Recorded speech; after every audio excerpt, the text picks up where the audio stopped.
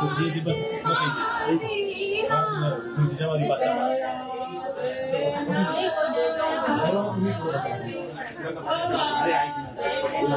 इथं म्हणजे बस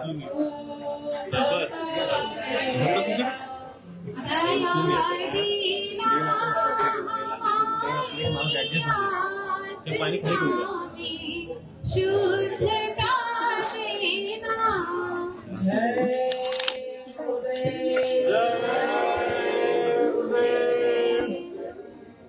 गुरुदेव। नाम किसका? प्रभु का। प्रभु का पावन नाम। जय गुरुदेव। प्रेम से बोलो जय गुरुदेव। जय गुरुदेव। जय गुरुदेव। सतगुरु श्री दयाल की दया हो। राधा स्वामी दयाल की दया हो। जय जय गुरुदेव। जय जय गुरुदेव। सतगुरु श्री दयाल की दया हो। अनामी महाप्रभु की दया हो। राधा स्वामी जी दयाल की दया हो। जय जय गुरुदेव। जय जय गुरुदेव। जय गुरुदेव। जय गुरुदेव। सतगुरु दाता भाग्य विधाता सुन लो मेरी पुकार गुरु जी विनती बारंबार गुरु जी विनती बारंबार सतगुरु दाता भाग्य विधाता सुन लो मेरी पुकार गुरु जी विनती बारंबार गुरु जी विनती बारंबार दुखियों की भाग्य विधाता दुखियों की भाग्य विधाता रहलाते तुम युग निर्माता कहलाते तुम युग निर्माता भक्तों की तुम्हें काज सवारी भक्तों की तुम्हें काज सवारी गुरु जी विनती बारंबार गुरु जी विनती बारंबार अपरंपार है शक्ति तुम्हारी अपरंपार है शक्ति तुम्हारी हर लो विपदा आप हमारी हर लो विपदा आप हमारी भक्ति भाव से ध्यान दो में भक्ति भाव से ध्यान दो है कर दुखों से पार गुरु जी विनती बारंबार गुरु जी विनती बारंबार जपू निरंतर नाम तिहारा जपू निरंतर नाम तिहारा अब नहीं छोड़ूं तेरा द्वारा अब नहीं छोड़ूं तेरा द्वारा मैं दुखियारा शरण में लीजिए मैं दुखियारा शरण ये पार गुरु जी विनती बारंबार गुरु जी विनती बारंबार सतगुरु दाता भाग्य विधाता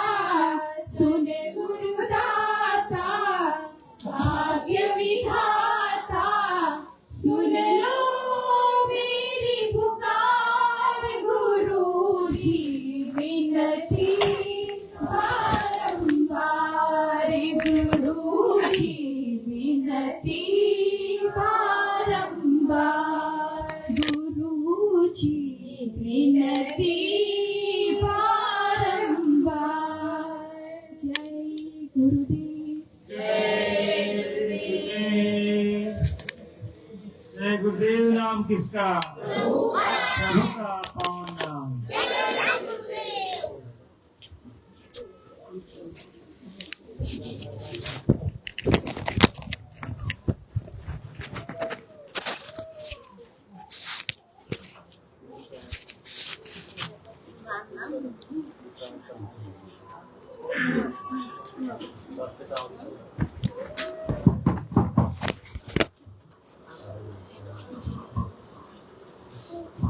प्रभु जय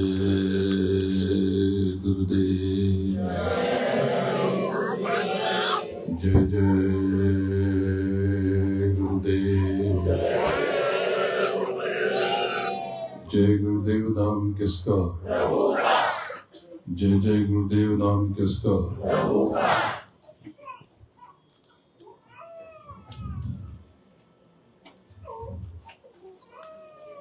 परम पूज्य गुरु महाराज के चरणों में बारंबार नमन करता हूँ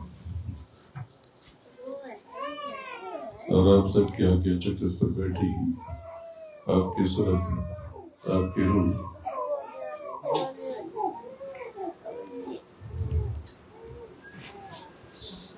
आपकी आत्मा जो इस जीव से बन के जीवात्मा है उसको भी प्रणाम करता हूँ।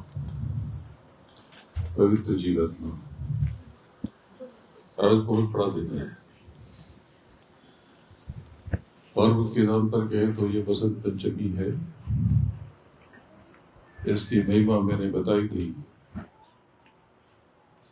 लेकिन आज से जीवों पर बहुत बड़ी दया होने जा रही है। आज से नए जीवों पर बहुत बड़ी मालिक की गुरु महाराज की मेहर होने जा रही है।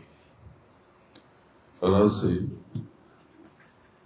इस भीषण कलयुग में जिसकी तरफ आप बढ़ रहे,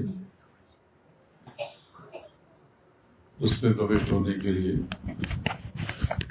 गुरु महाराज की जगह वे नाम जय गुरुदेव को बहुत आदर और बहुत शक्ति। ये गुरु महाराज की मौजूद उनकी मेहर से। तो जय गुरुदेव नाम गुरु महाराज ने इसे जगाया है। ये नाम अक्षुण्ण है, अनंतों काल तक चलता रहेगा। बस इसे और आदर देकर के आप जय गुरुदेव और जय जय गुरुदेव। जय यानी विजय, जय यानी साथ लेना, जय यानी जीत। तो जीत किससे? अपने लक्ष्य की तरफ जब आपके कदम उठ रहे उसमें विजय। लक्ष्य यानी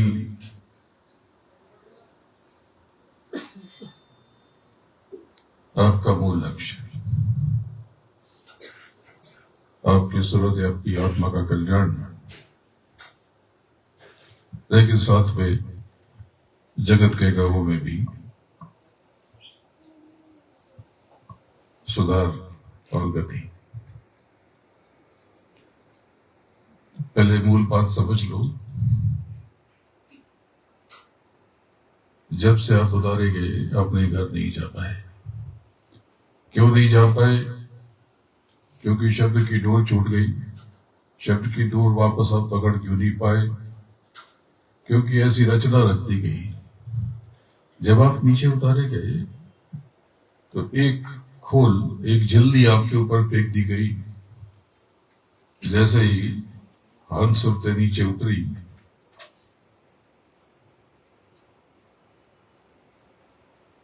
पांच तत्वों की शब्द, स्पर्श, रूप, रस, गंध, इसकी एक झिल्ली, एक चादर आपके ऊपर डाल दी गई। बहुत महीन, बेहद पारदर्शी, कारण जगत है। और उसके आगे बढ़े तो सुख संसार में एक और चादर आपके ऊपर डाल दी गई, अंतःकरण की। तो ये चादर तो थी शब्द स्पर्श रूप रस और गंध की, और चादर अंतःकरण की यानी मन बुद्धि चित्त और अहंकार की। और आगे फिर एक अनोखी रचना हुई, तो 17 तत्वों का खोल डाल दिया गया, 5 ज्ञानेंद्रियों का, 5 कर्मेंद्रियों का, सत्य का, रजस का और तम का, मन का, बुद्धि का, चित्त का और अहंकार का। और एक और चादर डाल दी गई, जल, पृथ्वी, अग्नि, वायु और आकाश। अब आप यहीं के होके रह गए। कोशिश की आपने, लेकिन आप ही स्वयं के शत्रु हो गए। आपके भीतर ही आपके शत्रु डाल दिए गए, विपरीत। और शत्रु कौन? काम, क्रोध, लोभ, मोह, अहंकार। इसका जो असंतुलन है वही शत्रुता, वही शत्रु, और उनकी हरकतें ही शत्रुता। देह है तो काम भी रहेगा, जल है तो काम भी रहेगा, अग्नि है तो क्रोध भी रहेगा, धरती वायु आकाश है तो लोभ मोह अहंकार भी रहेगा। लेकिन असंतुलन सबसे खतरनाक चीज है। अब ये आपके शत्रु बन गए।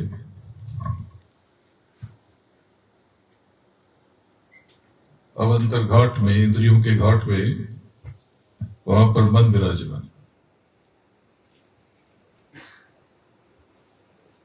जैसे ही आपने मन को बल दिया, ताकत दी, जो कि आपने दी, काम, क्रोध, लोभ, मोह, अहंकार ने उत्पात मचाना शुरू कर दिया, और पूरे संसार में, और आप अपने घर में, परिवार में, समाज में इसका उपद्रव रोज देखते हैं।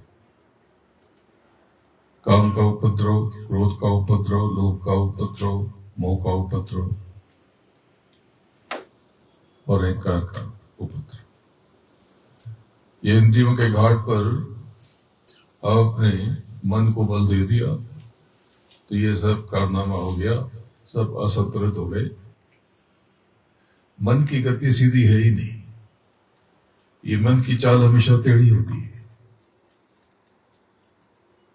तो सारा खेल मन का है। अगर आपने मन को जीत लिया तो बात बन गई। तो मन को जीतना क्या होता है? कहते हैं ना, मन के हारे हार है, मन के जीते जीत।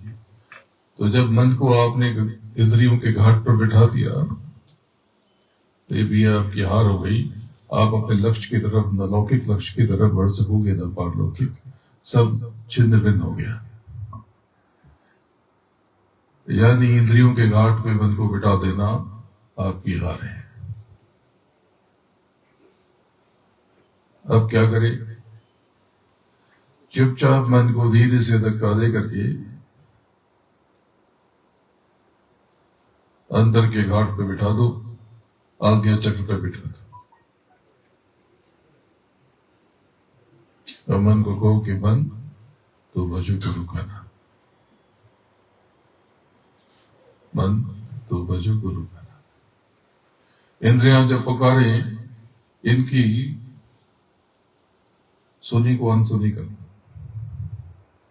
बहुत मुश्किल नहीं है। देखो, मैं आपके बीच में बैठता हूं, क्या मुझे, जिसको अंग्रेजी में नेचर कॉल कहते हैं,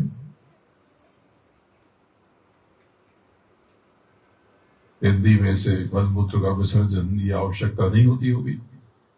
क्या भूख नहीं लगती होगी? क्या असहजता नहीं होती होगी? क्या सर्दी गर्मी नहीं लगती होगी? लेकिन आपके बीच में 5-5 और 10 घंटे बैठ जाता हूं, तो ये कुछ नहीं, मन को अंदर के घाट पे बिठा दिया। अब एक सीमा तक, जब तक जल न जाए, आग न लग जाए, फट न जाए, तब तक ये बैठा रहता है। जब कुछ देह पुरानी हो रही तभी कुछ ऐसी चीज हो गई, अन्यथा कितना सहज है ये आप भी कर सकते।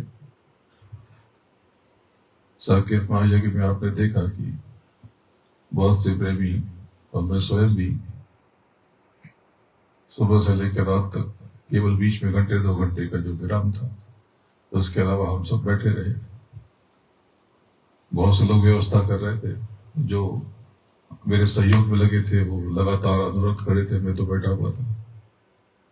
तो क्या किया उन्होंने, उस सेवा का संकल्प था, उन्होंने सब कुछ मेरे ऊपर अर्पित समर्पित कर दिया और वो कर रहे थे सेवा, लेकिन उनका मन अंतर के घाट पे बैठ गया था।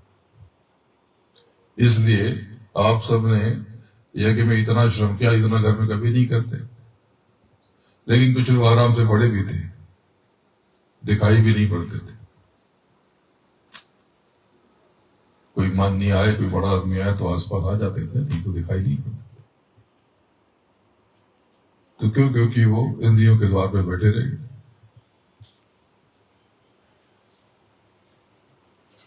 अब अंतर के घाट पे मन कैसे बैठे? थोड़ा देर जब आप बिठाओगे तो क्या फिर वही चुलबुलापन दिखाएगा, फिर वहां से हट जाएगा। कुछ क्षण बैठेगा, दृष्टि रोकेगा, ध्यान लगाएगा और कुछ घड़ी के बाद 10-20 सेकंड के बाद फिर वो चल विचल हो जाएगा। तो उसको क्यों बिठाओ? आप ये मान के चलो कि अभी ये अपनी राह बदलेगा, क्योंकि इसकी राह सीधी, इसकी चाल सीधी नहीं है। अब ये चाल बदलेगा, इसकी चाल ही टेढ़ी है। तो इसको बिठा रहा, कुछ देर अभ्यास करना पड़ेगा, लेकिन जैसे ही शब्द की एक झंझनाहट इससे टकराएगी, ये सीधा हो जाएगा। फिर वो चल विचल होगा, फिर जब आप रोकोगे, फिर एक थोड़े से अभ्यास और प्रयास के बाद एक खदखनाहट, झंझनाहट इसको स्पर्श करेगी, ये फिर सीधा हो जाएगा। जब धीरे धीरे रस आने लगेगा, रस की तलाश में तो ये बैठा है, इसीलिए तो चल विचल है, इसीलिए तो इसकी चाल टेढ़ी टेढ़ी है। जैसे ही शब्द की धार आपकी पकड़ में आ गई, उस डोर को थाम लिया, अब ये मन काबू में आ जाएगा। बहुत सरल है, सहज है, लेकिन इसके लिए आपको इंद्रियों के घाट से इसको मन को हटाना पड़ेगा। जो आप चिंता और चिंतन करते हो, मेरा क्या होगा, परिवार का क्या होगा, सेहत का क्या होगा, अरे क्या होगा? शमशान में रखकर लकड़ी तेरे आग लगेगी, एक दिन खाक हो जाएगा। कोई ना साथी तेरा साथ ले पाएगा, किस फेर में पड़ेगा। ये सांसों की पूंजी खत्म हो रही।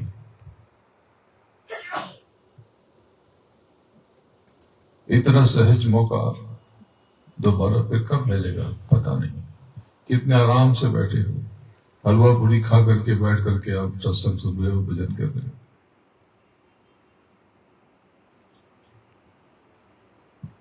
पता है, जब आप कहते हैं कि गुरु दया कर देगा तो वो लेके जाता है, ये बिल्कुल ठीक है।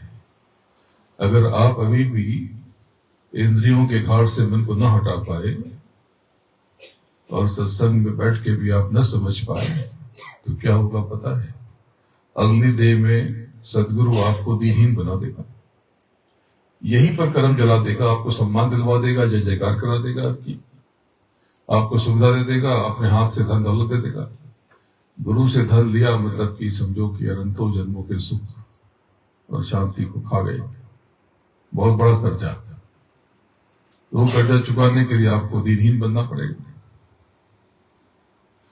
वो दीनहीन बना देगा आपको, तब तो भजन नहीं करोगे जब कुछ है ही नहीं करने के लिए।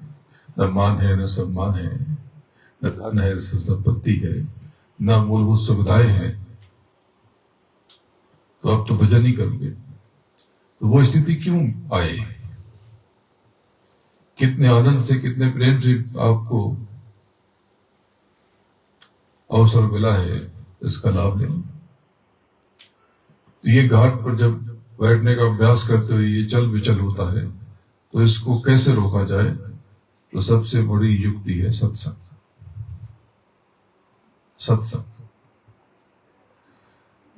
सत्संग इतनी सहज क्रिया प्रक्रिया है कि इससे आप मन को रोक लोगे। घाट पर, अंतर के घाट पर, सूरत के घाट पर इसको बिठा करके इसको साथ लो, और जैसा ही शब्द की डोर आपको छू करके स्पर्श करके आपको अद्भुत अनुभव करा जाएगी, आपके भीतर अपार शक्ति आ जाएगी। भौतिक चीजें तो ये बहुत तुच्छ है, मामूली है।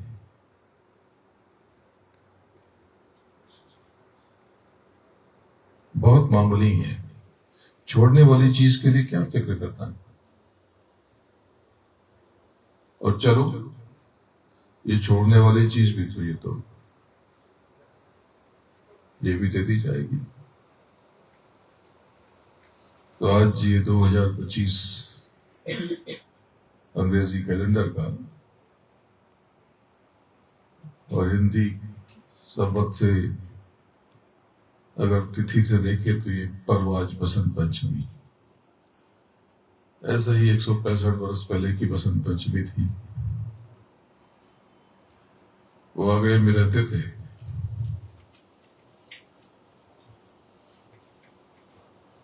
बड़ा संभ्रांत परिवार था।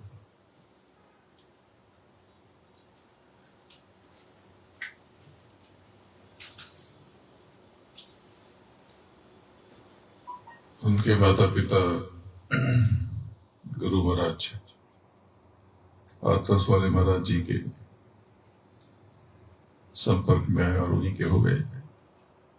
तो आए नहीं, वो तो गुरु महाराज ने उनको जोड़ लिया। जुड़ना ही था। कभी ये इनको जोड़ते हैं, कभी ये उनको जोड़ते हैं। तो ये मिलजुल के चलते हैं, एक ही है, कोई फर्क नहीं है, कोई फर्क नहीं है। बहुत से लोग कहते हैं कि उनको नामदान नहीं मिला, वो जागृत सब होते। वो मालिक हमेशा जागृत होता है, लेकिन एक क्रिया प्रक्रिया अनामी से ही अगम और अलग और सत्य। तो ये कौन? बोले मैं ही हूं। तो एक ही है, लेकिन अपने कई हिस्से करके ये एक व्यवस्था का पालन करते हैं। वो उनको कहते हैं कि अब तुम उठो। जब ये उठते हैं फिर वो कहते हैं कि अब तुम उठो। इसको कहते हैं नामदान। जब नामदान मिलता है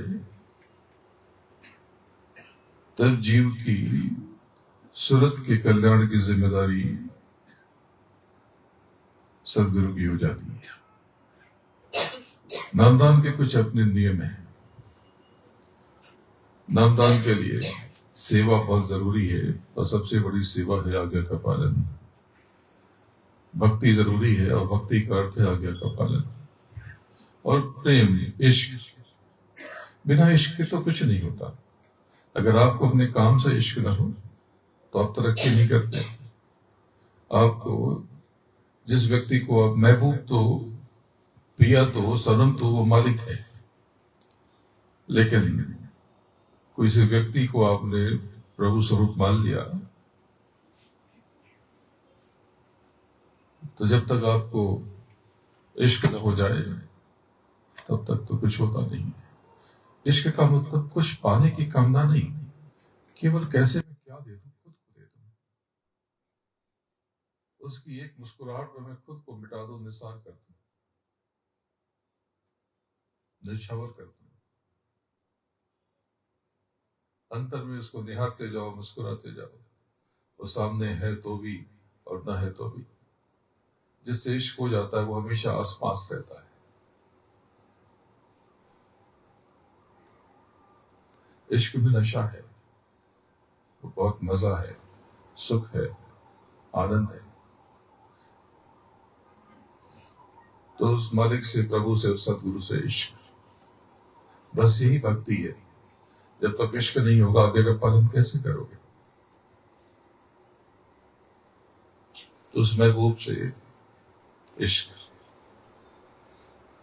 इसी इश्क को सुबलन कहते हैं। बस उसको याद करते रहे अंतर में।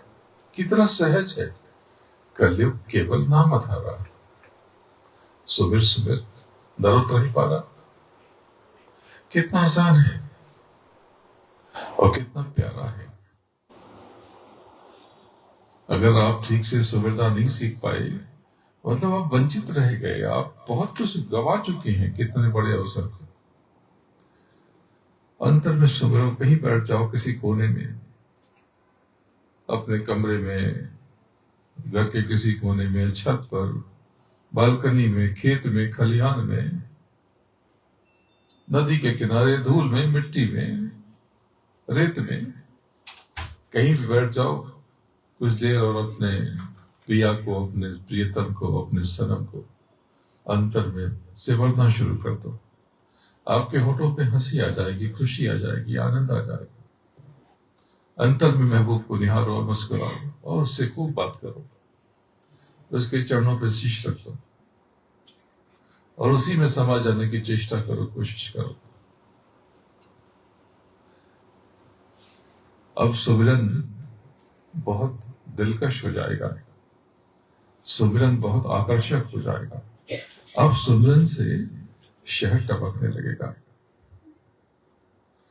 आप किसी चीज वस्तु की चिंता मत करो कि मेरा जीवन कैसे चलेगा, घर कैसे खरीदूंगा। अरे जो खरीद लेते हैं वो भी छोड़ के जाते हैं, लेके तो कोई गया नहीं। जगत की चीजें तो ये तो आपको बताया है, इसकी चिंता छोड़ दो। जब उस मालिक के आप होगे तो पूरी कायनात आपकी है। मान लो मेरे पास 100 करोड़ 1000 करोड़ की संपत्ति है और मैंने किसी को दत्तक ले लिया, किसी को गोद ले लिया, अडॉप्ट कर लिया, तो वो भी तो मालिक हो गया ना। तो बस, तो वो दत्तक क्यों ले, वो गोद क्यों ले, वो क्यों अपनाए आपको? आप समर्पित हो जाओगे तो यही अपनापा है। कितना आसान है आध्यात्म, लेकिन आपने इसको जटिल बना दिया। आध्यात्म यानी स्वयं का बोध।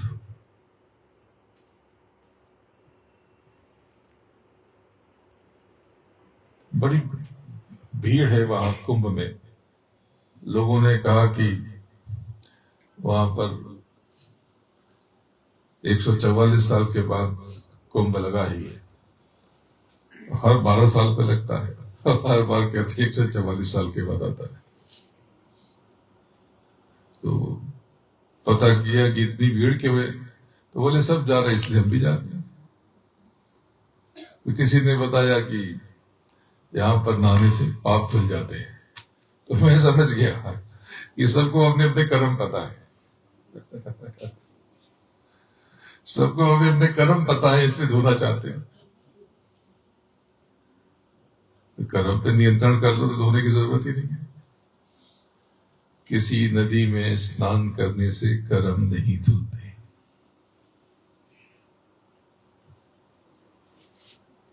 अगर ये होते तो जो जब उस जल की योनियों में जो मछलियां और कीड़े मकोड़े जल के जीव वहां पर जल में है, वो सब तो देवी देवता बन के निकल जाते। धड़ाधड़ उसमें से मुक्ति की तरफ पड़ते, हादसे भी ना होते। विचार करना, महाकुंभ आपके भीतर, ये जो अंतर यात्रा है, जो सिमरना है, यही कुंभ है। प्रयाग तो अंतर में, प्रयाग तक जाने का रास्ता आपके भीतर से। त्रिवेणी संगम, कारण संसार के ऊपर 10 द्वार, 11 द्वार और ద్వాదశ द्वार यानी पियापद, इसी को त्रिवेणी कहते हैं। कोई नदी त्रिवेणी नहीं होती, नदी तो कोई ना कहीं कभी ना कभी मिलेगी। तो ये एक प्रतीक चिन्ह है, इसका असम्मान नहीं है, इसका भी सम्मान है। मैं हमेशा कहता हूं कि बाहरी क्रियाकलाप पूजा पाठ गलत नहीं है, बस इसकी प्रतिबिंब से काम हो जाता है। बाहर से ही भीतर जाओगे ना, लेकिन भीतर से आप बाहर की तरफ जा रहे हो और बाहरी पूजन में रम रहे हो, तब मामला गड़बड़ है। पूजन का मतलब चेतन से चेतन का सिमरन, यही सच्चा पूजन है। बाकी सब कर्म कांड है, उनका महत्व है। तो क्या महत्व है? कर्म का जो महत्व है, अच्छे से अच्छा करो, बुरे से बुरा करो। तुम उसका कर्म करने के लिए आजाद हो, स्वतंत्र हो, स्वाधीन हो, और उसका फल भोगने के लिए पराधीन हो।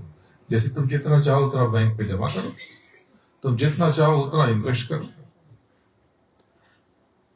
तुम कर्म करने के लिए आजाद हो।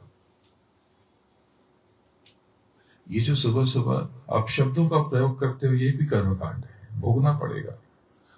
बहुत से बच्चे यहाँ बैठे हैं, बाबा को गालियां देते हैं, यही बैठे हैं, इतना बड़ा पाप करते हैं, उनको पता भी नहीं है। वो जीवन से सुख, आनंद, शांति, समृद्धि सब गंवा रहे हैं। किसी का असम्मान करने का अधिकार आपको नहीं है। कभी क्रोध में मन के वशीभूत कोई भूल कर दो तो क्षमा मांग के तुरंत सतर्क हो जाओ और समझ जाओ कि मन यहाँ पे टेढ़ी चाल चल रहा, इसको साधना है, गिरना नहीं है। कहा सुनी तनाव परिवार में हो सकता है, होता है। देह में अग्नि है तो ये तो असंतुलित होकर के यहां वहां बिखरेगी,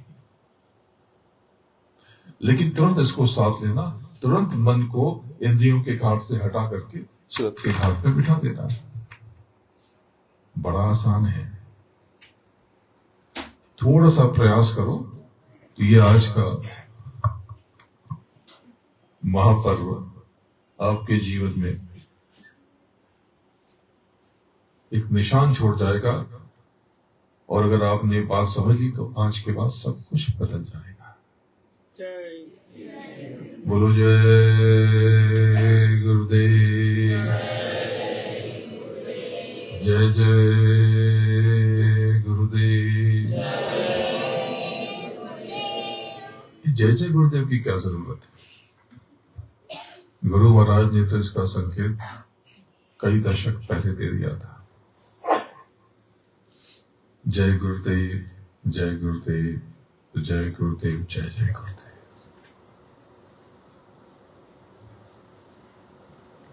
ये उन्हीं की मौत से है। मेरी कोई मर्जी नहीं, मेरा कुछ भी किया नहीं। ये मत समझना कि उन्होंने नाम बदल दिया, मैंने तो कुछ किया ही नहीं।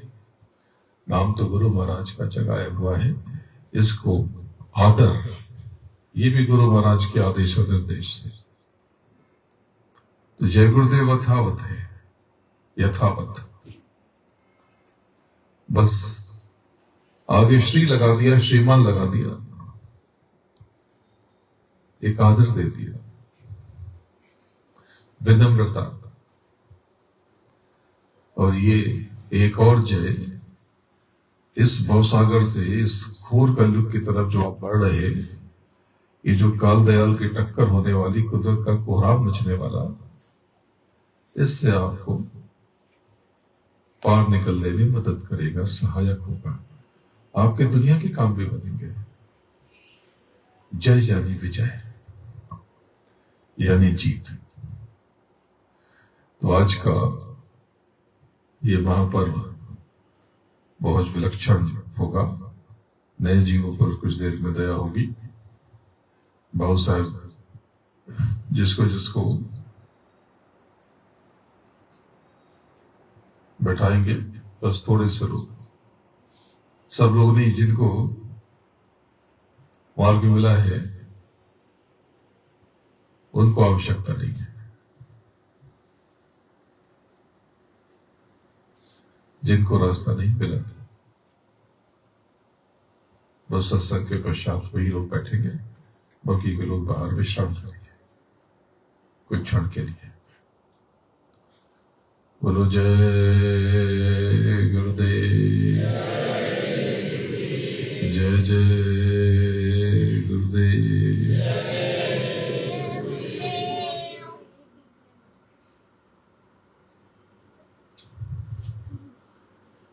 ये सरसों की पूंजी रोज खत्म हो रही और आप इस पूंजी का कितना खराब इस्तेमाल कर रहे हैं कि बच्चे का क्या होगा, बच्ची का क्या होगा, शादी कब होगी, घर कब होगा, मेरे स्वास्थ्य का क्या होगा, जीवन का क्या होगा। जगत की चीजों में इंद्रियों के घाट पर बैठ करके मन आपको कितनी उदासी दे रहा है, कितनी निराशा दे रहा। इंद्रियों के द्वार पर कुछ नहीं मिलने वाला, क्योंकि कुछ भी स्थायी नहीं है। इंद्रियों के द्वार का कोई भी सुख स्थायी नहीं है। आंखों से कोई सुख मिला, जो चीज देख करके, जो दृश्य देख करके आपको भी बहुत सुख मिला, कुछ क्षण के बाद ही वो सुख विस्मृत हो जाएगा। जो स्पर्श करके किसी चीज को टच करके, छू करके, छुअन से जो सुख मिला, वो कुछ देर के बाद खो जाएगा, वो सुख गायब हो जाएगा। श्रवण करके, सुन करके अच्छी बात, मीठी बात, कोई गीत संगीत जो आपको सुख मिला, बस कुछ देर के बाद, देर तक सुनते रहे, 2 दिन तक सुनते रहे तो पीड़ा देने लगेगा। वो गायन, वो बात जो आपको सुख दे रही थी वो बेकार लगेगी, व्यर्थ लगेगी। जो सुगंध, जो गंध, जो महक आपको सुख दे रही है, कुछ देर के बाद तो खो जाएगी, वो महक विस्मृत हो जाएगी। जैसे आप इत्र लगाते हो, तो जब इत्र लगाते हो उस समय तो आपको महसूस होता है कि महक आ रही है, लेकिन आपने ध्यान दिया या नहीं दिया, कुछ देर के बाद आपको इत्र का एहसास खो जाता है, होना बंद हो जाता है। वो महक होती है, सुगंध होती है आपकी देह पर, लेकिन अब वो एहसास खो जाता है। जिह्वा पर जो रस आता है, एक मिठाई खाओ, एक टुकड़ा खाओ, आपको स्वाद लगता है। 2 खा लो ठीक लगेगा, 4 खा लो ठीक लगेगा, लेकिन 200 खा लो तो उल्टी हो जाएगी। जो स्वाद लग रहा था वो बेस्वाद हो जाएगा, निस्वाद हो जाएगा। यानी इंद्रियों का सुख बहुत देर तक नहीं रहता, ये क्षणिक है और मन आपको यही खींचता है।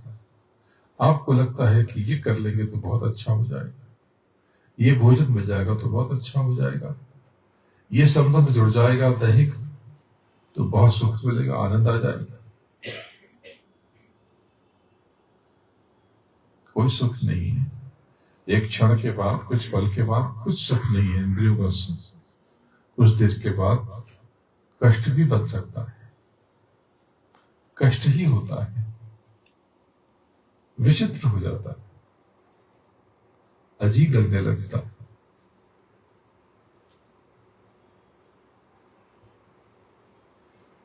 तो मन को इंद्रियों के घाट से हटा करके सुरत के घाट पे बिठाओ, आज्ञा चक्र पर बिठा करके यही पर एकाग्र करने की कोशिश करो। चल विचल होगा, उसे फिर से प्यार से समझा के फिर रोकने की कोशिश करो।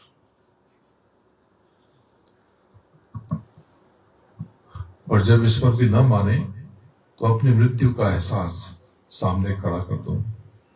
स्मरण करो कि आपकी देह अब खत्म हो रही है, आपकी देह यहां पर गिरी पड़ी है, लेटी हुई है। आप उठना चाहते हो, बताना चाहते हो, बता नहीं पा रहे हैं। आप ये भोजन करना चाहते हो, जल पीना चाहते हो, खा पी नहीं पा रहे हैं। आप कुछ बात करना चाहते हो, लेकिन आप बोल रहे हो, कोई नहीं सुन रहा। अपनी धन संपत्ति जायदाद को आप छूना चाहते हो, छू नहीं पा रहे हैं।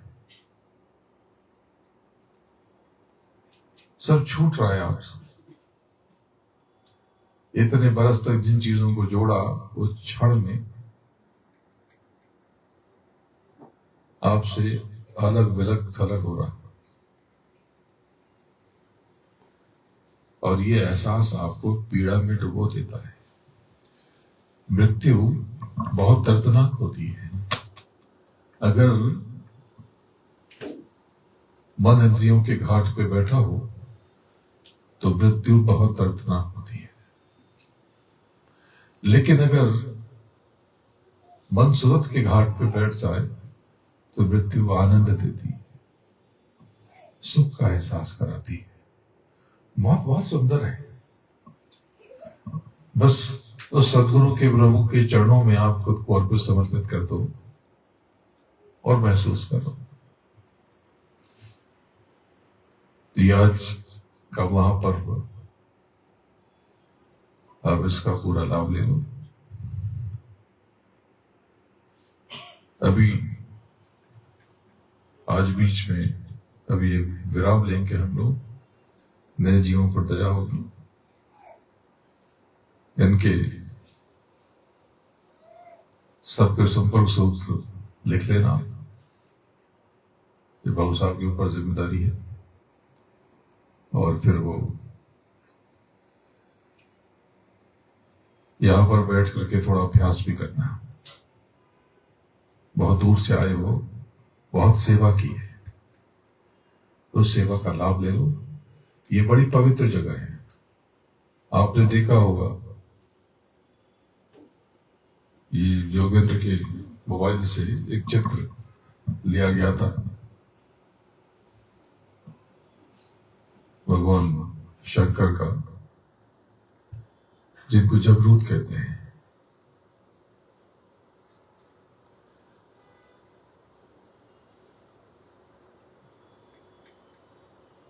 यहीं पर प्रकट हुए, यहीं पर नासूत और यहीं पर बलकूट।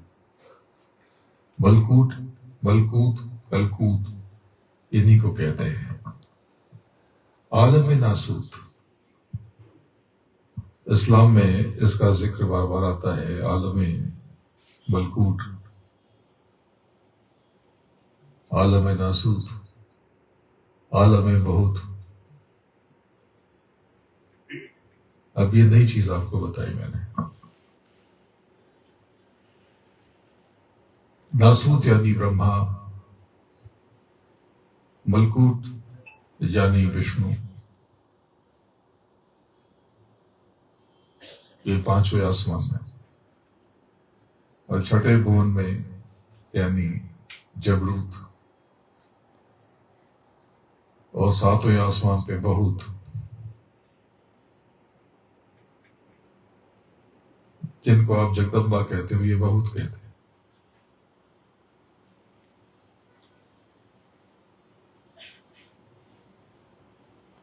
अभी तो बहुत सी बातें हैं, नाहूत और याकूत। बहुत सारे वेद खोलूंगा तो उनमें भी ये बातें लिखी हैं। भाई महापुरुषों को क्या मतलब है? ये धर्म मजहब तो आपने बनाए ना, उन्होंने तो बनाया नहीं। मोहम्मद साहब ने तो कोई मजहब बनाया नहीं। अब हिंदू धर्म किसने बनाया पता नहीं। गौतम बुद्ध ने कोई बुद्ध धर्म तो चलाया नहीं, ये तो आपने चलाया। धर्म मत संप्रदाय तो आपने चलाया। आगरे वाले ने तो राधा स्वामी संप्रदाय या मत चलाया नहीं। उन्होंने तो बस तो सत्य की, सारगी और नामी की महिमा बताई, आपको उसका परिचय कराया, बताया कि वो जो सचखंड का मालिक है वही आपका स्वामी है, सुरतों का, राधाओं का।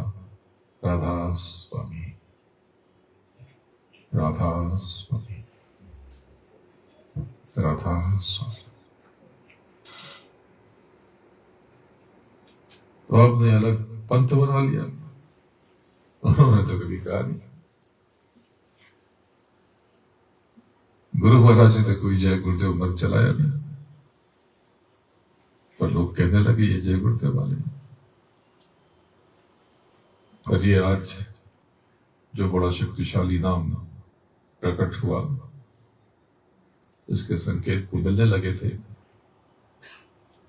अनौपचारिक रूप से तो कल से ही, लेकिन औपचारिक रूप से आज से ये नई ताकत और शक्ति के साथ ये हो सकता है कि बाद वाले कहें कि ये जय जय गुरुदेव वाले। मैंने तो कोई चलाया नहीं।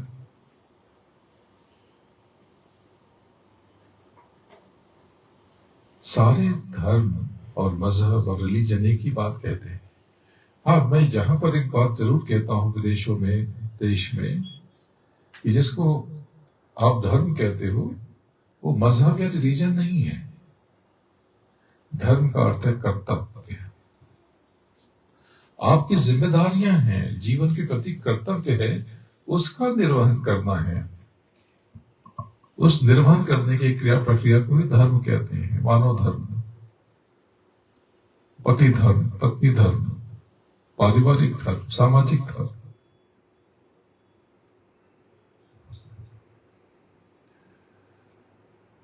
आपने अपने किसी कर्मचारी को या किसी व्यक्ति को कोई सौदा लाने, कोई सामान लाने, वस्तु लाने कुछ धन देकर बाहर भेजा, बाजार भेजा। अब वो बाजार जाए और वो घूमे फिरे, बगीचे में बैठे, जो आपने धन दिया उसे पकौड़े खाए, कचौड़ी खाए, समोसा खाए,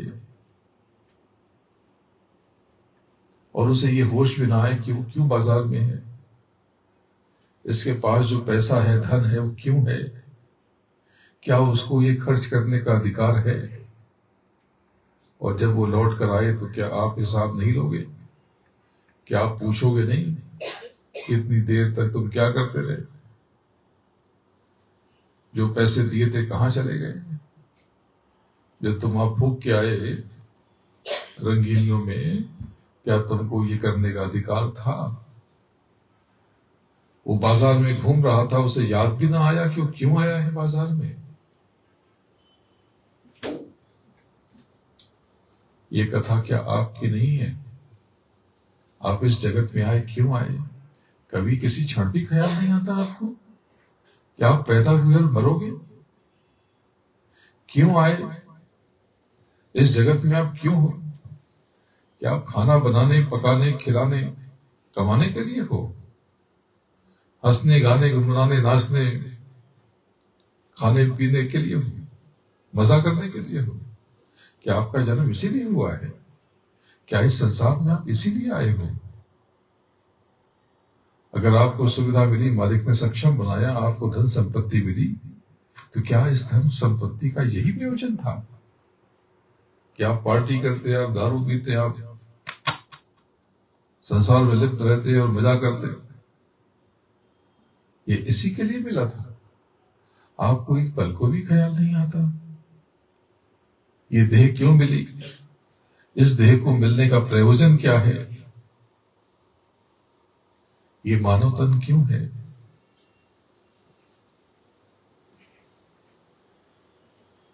अगर नहीं आता तो क्यों नहीं आता? और आता है तो आपने तलाश क्यों नहीं की जानने की? किसी ऐसे बुद्ध से, सबुद्ध से पूछने की, पता करने की, या ऐसे व्यक्ति को जिसे गुरु कहते हैं ढूंढने की कोशिश क्यों नहीं की? और कोशिश की, कोई गुरु मिला तो उसने जो बताया आपने करने की कोशिश क्यों नहीं की, प्रयास क्यों नहीं किया? ये देह मिटने वाली है। यहाँ जितने भी लोग बैठे हैं 10-20-50 साल में, अधिकतर लोगों को देह खाली करनी पड़ेगी। जो 40-50 के हैं वो तो पक्का निश्चित रूप से चले जाएंगे, जो उससे कम के वो भी चले जाएंगे। मैं खुद कई जन्मों से बहुत छोटी आयु की देह रखता रहा, 60-65 बस बहुत हो गया, 55-60-65। अभी 2 दिन पहले ही मैंने किसी को बताया कि ये जो देह है, जिस परिवार में, वहां भी बहुत ज्यादा उम्र तक, बहुत ज्यादा लंबी देह किसी ने रखी नहीं है। 65-70-75 बस।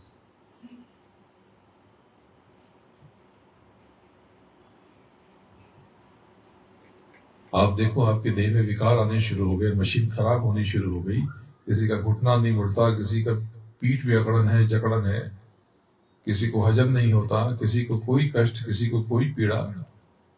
अरे जब यहाँ पे कुछ सफेदी आने लगे, यहाँ पे सबसे पहले यहां पर, अगर यहां पे सफेदी आ रही मतलब कि अब उस सफेदी की जो सफेदी है वो उस प्रसाद की राख से मिलती है।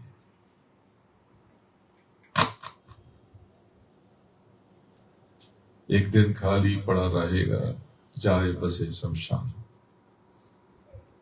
मन तो भजो गुरु का नाम, और जब गुरु है तो वाहे गुरु, अप्रतिम गुरु यानी अप्रतिम प्रभु, विलक्षण प्रभु। प्रभु तू विलक्षण है, तू दिव्य है। अगर आप सिमरते रहो तो ये जीवन कितना आनंददायक है, कितना सुखकारक है। बस ऐसे मन को सूरत के घाट पे बिठा दो, कितना आसान हो जाएगा। जैसे ही आपने मन को इंद्रियों के घाट पे बिठाया, नहीं नहीं मुझे तो ये नहीं चाहिए, मुझे तो, मैं तो ये यूज नहीं करता हूं, मैं तो ये नहीं, मेरा मन नहीं है, मुझे सिनेमा देखना है, मुझे नहीं देखना है, मुझे ये नहीं खाना, मुझे पकौड़े खाने हैं, मुझे फलाना खाना है, ठिकाना खाना है, मुझे तीखा खाना है, मीठा खाना है। जो मिल जाए स्वागत है, उसी में रस की तलाश कर।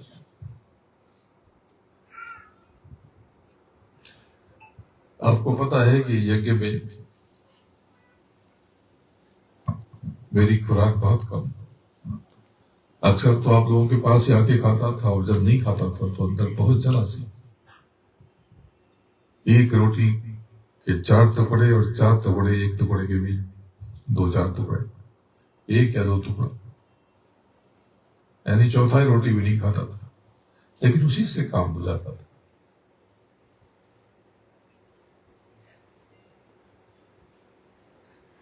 ये इंद्रियां हैं, इनको कुछ भी तो उनको कम पड़ता है।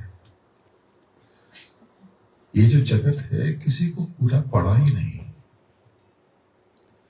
ये पूरी कायनात भी दे दो तो आप कुछ देर के बाद कहोगे कम है, थोड़ा और मिल सकती है क्या। यहां पर इंद्रियों का खेल ऐसा है कि कोई चीज मुफ्त में मिले तो आप चाहते हो कि 2 मिल जाए, मुफ्त में मिल रही है तो भी चाहते हो कि एक और मिलेगी क्या।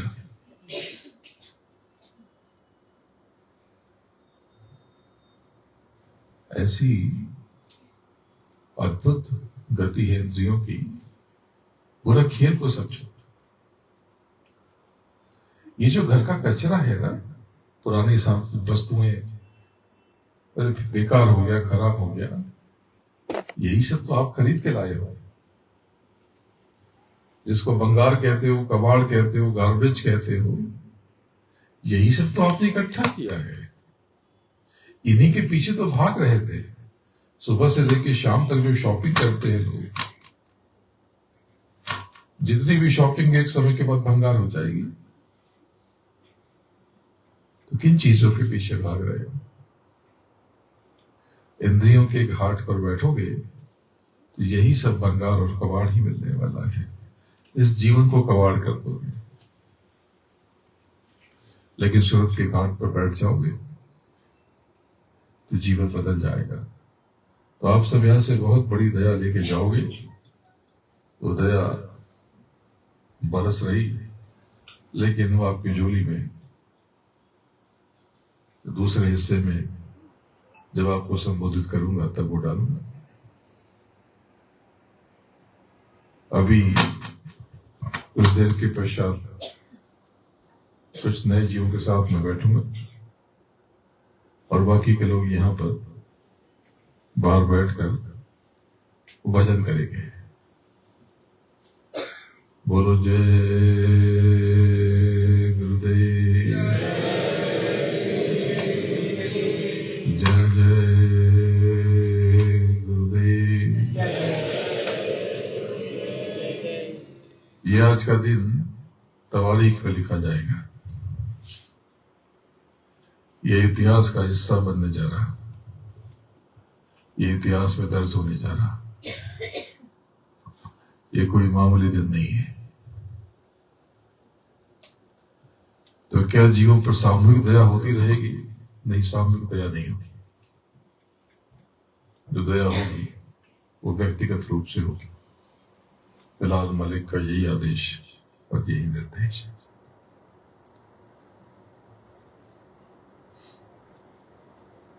जय गुरुदेव नाम किसका? प्रभु का। गुरु महाराज के चरणों में नमन करता हूं और आप सबको प्रणाम करता हूं।